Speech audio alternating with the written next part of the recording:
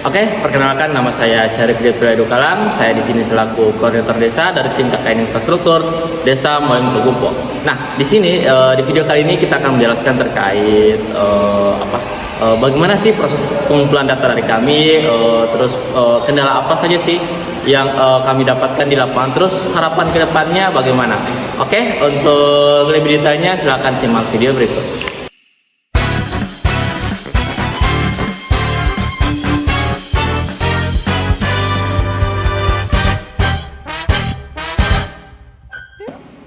Perkenalkan, nama saya Dwi Ramadhani Hasan dari Fakultas Teknik jurusan Teknik Sipil. Dan teman saya, perkenalkan saya Lisa Kurnia dari Fakultas Ilmu Sosial jurusan Ilmu Komunikasi. Perkenalkan, saya Nur Fadlia Polapa dari Fakultas Teknik jurusan Teknik Arsitektur. Perkenalkan, nama saya Nitri Fanunani dari Fakultas Teknik jurusan Teknik Sipil. Perkenalkan, nama saya Intan Suliani Lakoros, saya dari Fakultas Teknik jurusan Arsitektur. Perkenalkan, saya Ainun Ma'rufa, Fakultas Ekonomi dan Bisnis, jurusan Manajemen. Perkenalkan, saya Diva Syahuno dari Fakultas Ilmu Sosial, jurusan Ilmu Komunikasi. Saya Fikri Rawan Ais Usman dari jurusan Teknik Sipil, Fakultas Teknik. Perkenalkan, nama saya Aditya Ingolalo dari Fakultas Teknik, jurusan Teknik Sipil. Perkenalkan, nama saya Feren Nuran, saya dari Fakultas Teknik, jurusan Teknik Elektro. Perkenalkan, saya Putri Inai Ahmad, saya dari Fakultas Ekonomi dan Bisnis, jurusan Ilmu Ekonomi. Perkenalkan, nama saya Olivia Ibrahim, saya dari Fakultas Teknik, Prodi Perencanaan Wilayah dan Kota. Perkenalkan, nama saya Muhammad Taufik Makat dari Fakultas Teknik, jurusan Teknik Arsitektur. Perkenalkan, nama saya Sertidan Sugai, Fakultas Teknik, jurusan Teknik Elektro.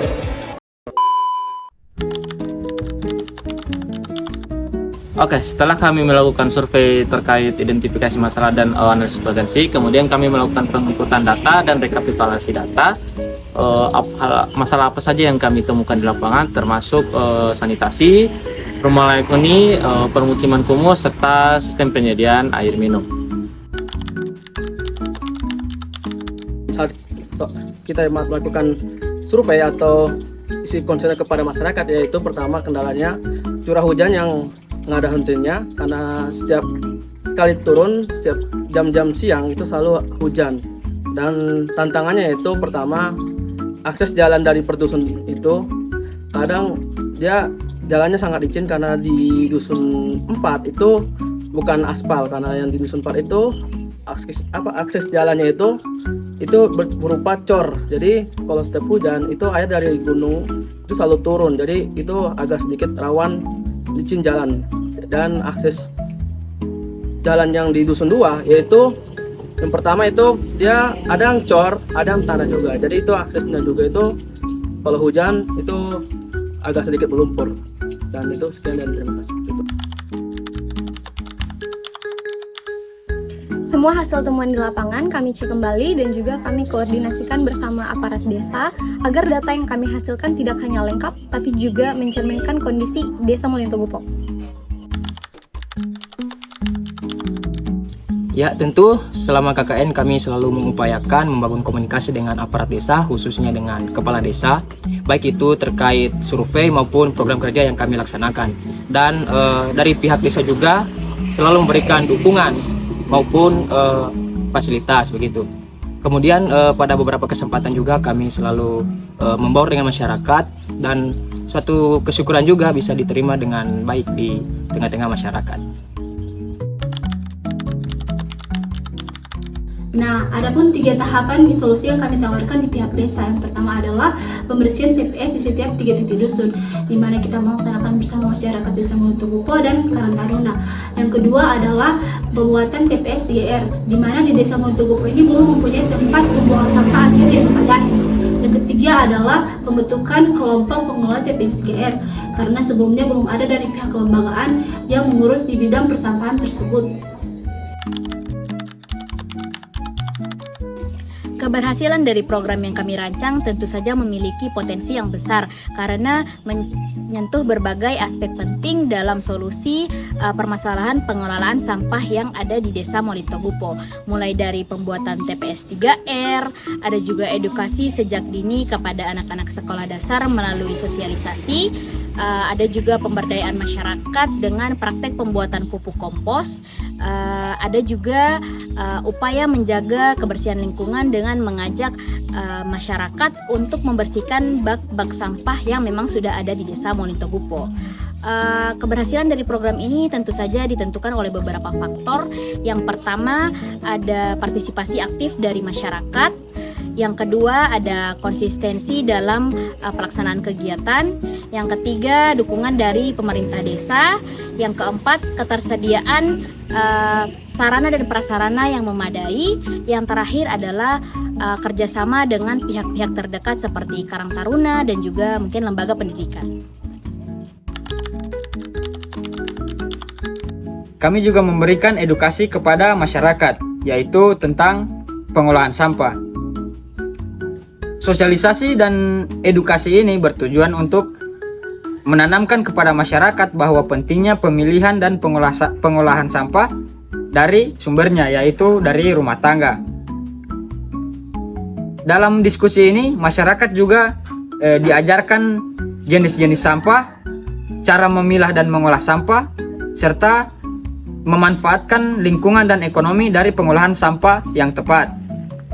Diskusi ini dilakukan secara interaktif dan diskusi, sehingga memungkinkan masyarakat untuk menyampaikan kendala dan mendiskusikan solusi dengan masyarakat lainnya.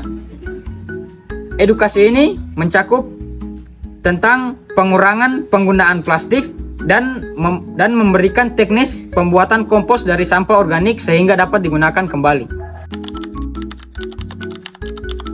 Baik, kami memastikan bahwa setiap rekomendasi yang kami berikan itu sesuai dengan hasil yang ada di lapangan. Sebelum kami memberikan rekomendasi, kami survei terlebih dahulu untuk memahami kondisi yang ada di lapangan seperti potensi, sumber daya, dan juga kendala yang ada di Desa Monitogupo. Dengan begitu, rekomendasi yang kami susun itu sesuai dengan kebutuhan sehari-hari masyarakat. Adapun untuk keberlanjutan dari program yang kami berikan, kami tidak hanya menyarankan secara tertulis, tetapi juga kami memberikan pelatihan dan juga pendampingan secara langsung kepada masyarakat agar masyarakat paham untuk cara penerapan dari program yang kami berikan. Dengan begitu, program yang kami berikan itu tidak hanya wacana saja, tetapi juga menjadi bermanfaat untuk keberlanjutan jangka panjang bagi masyarakat Desa Monitogupo. Pengalaman KKN tematik infrastruktur ini benar-benar mengubah cara pandang kami tentang pembangunan, terutama di pedesaan. Awalnya kami mengira pembangunan infrastruktur itu hanya berupa bangunan fisik seperti jalan, jembatan, juga sistem irigasi. Namun setelah kami turun langsung ke masyarakat, kami menyadari bahwa infrastruktur memiliki peran penting dalam kehidupan sehari-hari seperti dari pendidikan, kesehatan, juga perekonomian. Juga partisipasi masyarakat menjadi poin penting dalam pembangunan ini. Harapannya hasil KKN ini tidak hanya berhenti pada saat program ini selesai, tetapi bisa terus berlanjut. Masyarakat bisa lebih peduli, mahasiswa dapat pengalaman nyata, sehingga bisa sama-sama menjaga infrastruktur agar tetap berkelanjutan.